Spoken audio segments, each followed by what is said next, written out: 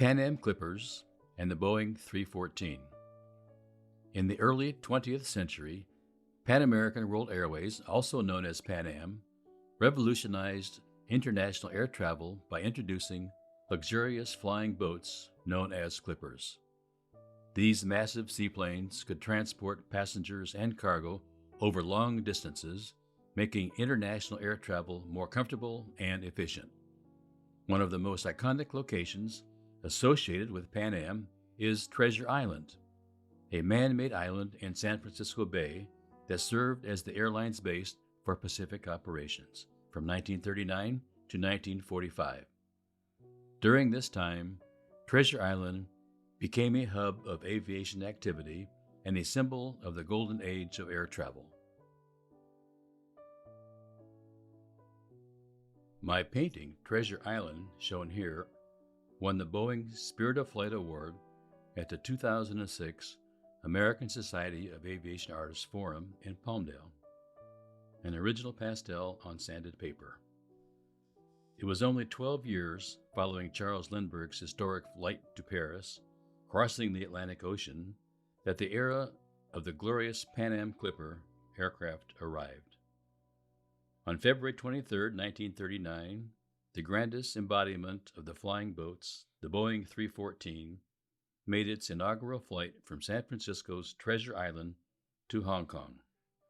The California Clipper had plush seating for 74, sleeping berths for 36, a separate dining room where passengers were served full-course meals, separate men's and women's bathrooms, a deluxe compartment for VIPs, dressing rooms, and a dedicated lounge.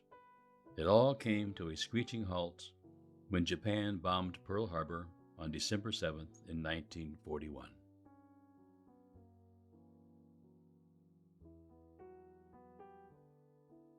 Today, Treasure Island is no longer used for aviation, but its history as a Pan Am base is still visible in the Art Deco-style buildings that remain on the island.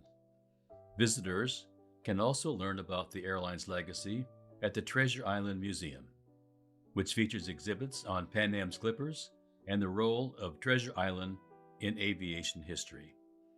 The Clippers may be a thing of the past, but their impact on air travel can still be felt today. My Treasure Island painting has a special significance to me personally, as I took artistic license and incorporated an image of myself taken as a youth during this period of Pan Am's heyday. I was only 4 years old. About American Airlines. American Airlines was founded in 1926 as a result of the consolidation of more than 80 small airlines across the United States. The company was originally known as American Airways and began with a fleet of 82 single-engine aircraft. In its early days, American Airways, as it was called, primarily offered mail delivery services, but soon expanded to offer passenger flights as well. The airline quickly became known for its reliable service and commitment to safety, which helped it to grow rapidly and become one of the most successful airlines in the country. Despite facing challenges during the Great Depression and World War II, American Airlines continued to expand its route network and modernize its fleet. In the early 1950s, the airline introduced the Convair 240, and within the same decade, American also introduced its first transcontinental jet service, cutting travel time between New York and Los Angeles by more than half. Today, American Airlines, with a fleet of more than 800 aircraft, is one of the largest airlines in the world, with a route network that spans the globe.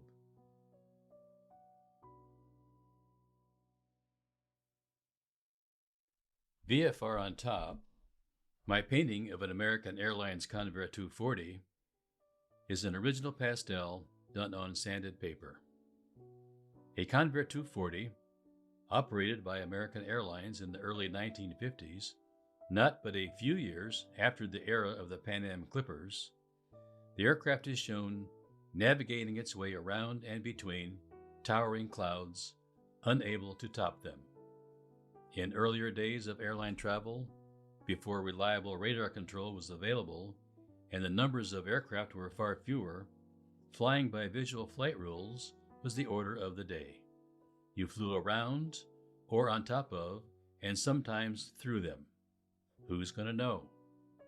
Then, telling the air traffic controller you were VFR on top was all you need do.